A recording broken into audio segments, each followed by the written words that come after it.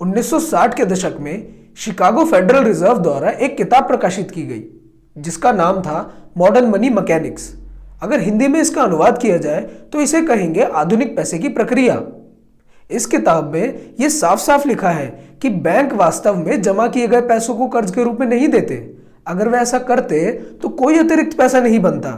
Bank वास्तव में उधारकर्ताओं के लेन देन खातों में क्रेडिट के बदले में वचन नोट स्वीकार करते हैं।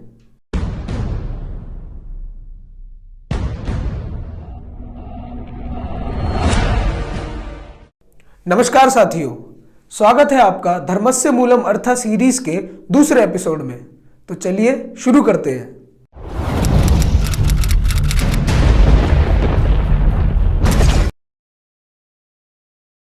अभी तक आप लोग शायद यही जानते होंगे कि जब आप किसी बैंक के अंदर कर्जा लेने जाते हैं तो बैंक आपको जमा किए गए पैसों में से कर्जा दे देते हैं, लेकिन ऐसा बिल्कुल भी नहीं है।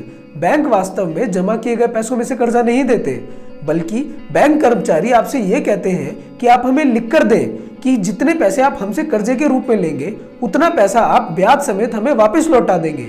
जैसे ही आप ये वायदा कर देते हैं, बैंक आपके इस वायदे के बदले में आपको एक रसीद काट कर दे देते हैं जिसे आप पैसा मान लेते हैं। जिस तरह पिछले एपिसोड में सोनार करता था, यहाँ भी कुछ वैसा ही हुआ।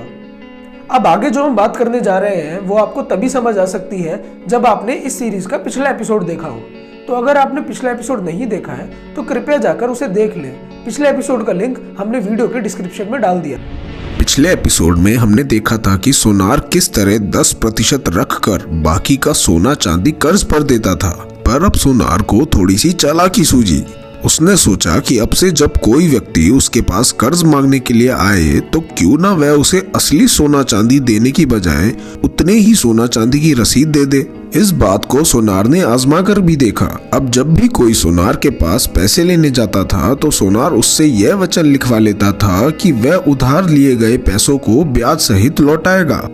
लोगों के दिए गए इस वायदे को अपनी संपत्ति मानकर सोनार उतना पैसा नहीं होते हुए भी उतना पैसा देने की बात करने लगा। और क्योंकि सोनार के पास उतनी चांदी तो होती नहीं थी जितनी उसने लोगों को देने का वायदा कर दिया है, तो वह लोगों से ये कहता है कि जितनी चांदी मुझे आपको देनी है आप उतनी ही चांदी की रसीद मुझसे ले लीजिए और इसे धन की तरह इस्तेमाल करिए। क्योंकि लोगों को ये लगता था कि उनकी चांदी सोनार के पास तो सुरक्षित रखी है ही, इसीलिए लोगों का अब इन रसीदों पर विश्वास हो गया और ये रसीदें चांदी की जगह धन के रूप में इस्तेमाल होने लगी। मानो कि सोनार के घर में जैसे पैसे छापने की मशीन आ गई।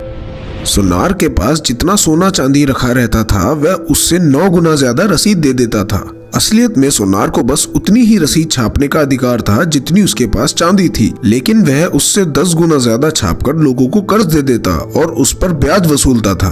अगर ब्याज की दर 6% वार्षिक भी हो तो वह सिर्फ 6% न रहकर 9 गुना बढ़ जाता था। क्योंकि सोनार 9 गुना ज्यादा पैसा छापता था, इसीलिए ब्याज भी 9 गुना बढ़कर 54% हो जाता था। एक साल में चांदी पर अगर 54% ब्याज लगा तो 2 साल के अंदर सारा सोना चांदी सोनार की तिजोरी में आ गया। इन सोनारों ने सभी देशों में फैलकर इसी तकनीक का उपयोग करके दुनिया का लगभग सारा सोना चांदी अपने पास इकट्ठा कर लिया। सारा सोना चांदी अपने पास आ जाने के बाद अब दुनिया को और लूटने के लिए इन सोनारों ने बिना सोने या चांदी के आधार पर ऐसे ही पैसा छापकर कर्ज पर देने का निर्णय किया और साल 1933 में गोल्ड स्टैंडर्ड समाप्त करवा दिया गया। गोल्ड स्टैंडर्ड खत्म होने का मतलब यह था कि अब से रसीदों के बदले बैंकों के पास जमा आपका सोना या चांदी वापस नहीं मिलेगा। ये बात जानते हैं कि आप में से बहुत से लोग यही सोचते होंगे कि कोई भी देश सिर्फ उतना ही पैसा छाप सकता है जितना उसके पास सोना या चांदी हो, लेकिन गोल्ड स्टैंडर्ड के खत्म हो जाने के बाद यह नियम भी खत्म हो गया। जैसे वे पहले सोना चांदी रखकर कागज की रसीद काटते थे, अब देशों के केंद्रीय बैंकों के द्वारा बनाए गए पैसों को रखकर 10 गुना ज्यादा पैसा कर्ज के रूप में देने लगे। यह कर्ज के पैसे लोगों के बैंक खाते में लिखे रहते हैं, जबकि असलियत में बैंकों के पास होते ही नहीं है। इसीलिए आप देखते हैं कि भारतीय रिजर्व बैंक के नोट पर केंद्रीय सरकार गारंटी देती है ताकि लोगों का विश्वास इस कागज पर बना रहे। जब तक सोना चांदी था तब तक ये लोग सीमित पैसा बना सकते थे, लेकिन अब ये लोग कागज के नोट रखकर अनंत पैसा बना सकते हैं। अंश रिजर्व बैंकिंग की इस प्रक्रिया से दुनिया का 90 से 95% पैसा केंद्रीय बैंक नहीं बल्कि व्यावसायिक बैंक बनाते हैं। एक तरह से पैसे बनाने का असली अधिकार किसी केंद्रीय बैंक जैसे भारतीय रिजर्व बैंक या सरकार के पास ना होकर किसी नुक्कड़ चौराहों पर स्थापित व्यावसायिक बैंकों के पास है, जैसे ICICI bank, axis bank, city bank इत्यादि, और इनकी लगाम विदेशी ताकतों के पास है। आज के समय में जब कोई आदमी बैंक के पास कर्ज लेने जाता है तो बैंक सुनारों की तरह उस आदमी से एक वायदा लिखवा लेता है कि लिया गया पैसा ब्याज के साथ लौटाना पड़ेगा, जिसके बदले वो आपको कर्ज देने की बात करते हैं, पर असली पैसा ना होने की वजह से वो सिर्फ आपके खातों में लिख देते हैं, जिस पर वे आपसे ब्याज वसूलते हैं। अब अगर आपको बैंक से 1 लाख रुपए कर्ज के रूप में चाहिए तो बैंक आपको दे देंगे और आपके खातों में लिख देंगे। लिखे गए पैसों का 10% यानी 10,000 रुपए ही उनको रिजर्व के रूप में रखना पड़ेगा, जिसे वो रिजर्व बैंक से ले लेंगे। इस पूरी प्रक्रिया में पैसे की मात्रा बहुत ज्यादा बढ़ जाती है, जो महंगाई का मुख्य कारण है।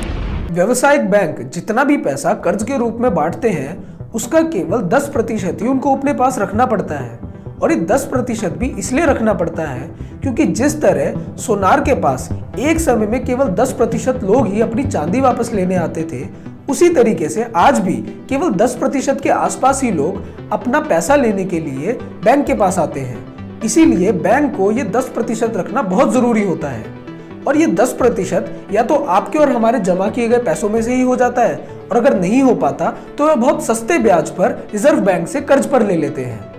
इस तरीके से बैंकों के पास एक पैसे का पेड़ है, जिसमें से वो जब मर्जी पैसे तोड़कर किसी को भी कर्ज के रूप में दे देते हैं। साथियों, हम ये बात जानते हैं कि यह प्रक्रिया समझना इतना सरल भी नहीं है, लेकिन अगर आगे आने वाले सभी एपिसोड आप देखेंगे तो आपको ये समझ आएगा कि यह प्रक्रिया असल में इतनी मुश्किल भी नहीं है। आज के लिए बस इतना ही। अगले एपिसोड में हम आपको ये बताएंगे कि आखिर ये पैसा बनता कैसे है। तब तक के लिए जय हिंद, वंदे मातरम।